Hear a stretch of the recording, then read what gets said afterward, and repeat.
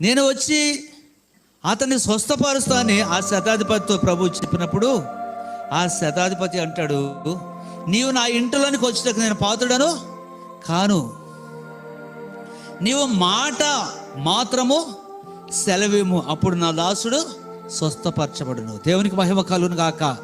ఏం చెప్పండి? మాట. ఏం చెప్పండి? మాట. మాట మాట మాత్రము సెలవిమ్మంటున్నాడు. ఏమి సెలవిమ్మంటున్నాడు చెప్పండి? మాట మాత్రము సెలవిమ్ము. యేసయ్యా, నీవు నా ఇంటిలోనికి వచ్చేటకు నేను పాత్రుడని కాను, నీవు నా ఇంటిలోనికి రావడానికి నాకు అంత అర్హత లేదు, అంత యోగ్యత లేదు, నాకు అట్టి అర్హత లేదు. అయితే నీ ఒక మాట సెలవిమ్మంటున్నాడు. చూడండి, ఇక్కడ తన దాసుడు బలహీనుడిగా ఉన్నప్పుడు, అనారోగ్యంతో ఉన్నప్పుడు ఆ శతాధిపతి దేవుని మాట కోసం వచ్చాడు. ఎవరి మాట కోసం చెప్పండి? దేవుని మాట కోసం. ఈ లోకంలో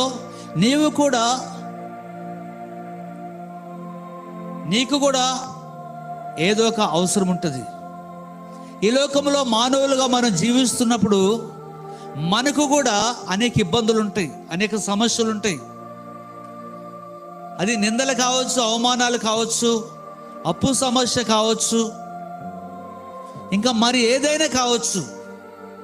అట్లాంటి పరిస్థితులలో మనం మనుషుల వద్దకు వెళ్ళినప్పుడు మనుషులు మాట ఇస్తారు, కానీ ఆ మాట తప్పే అవకాశాలు ఉంటాయి. కానీ ఇక్కడ ఈ శతాధిపతి వలె మనము కూడా దేవుని మాట కోసం ఎదురు చూడాలి. దేవునికి మహిమ కలుగును గాక. మాట మాత్రము సెలవిమ్మంటున్నాడు. మాట మాత్రము సెలవిమ్మంటున్నాడు. దేవునికి మహిమ కలుగును గాక.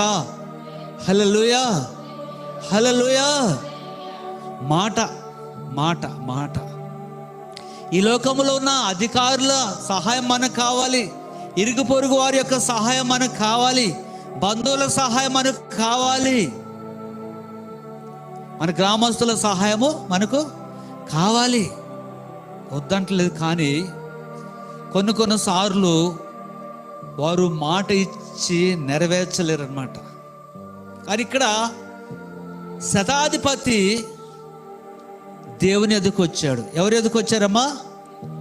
యేసుక్రీస్తు ప్రభు ఎదుకు వచ్చి, ప్రభువా, నీవు నా దాసుడు పక్షవాయువుతో మిగుల బాధపడుచున్నాడు, ఇంటిలో పడి ఉన్నాడు అని చెప్పినప్పుడు, నేను వచ్చి స్వస్థపరుస్తాను అంటే, వద్దు, నీవు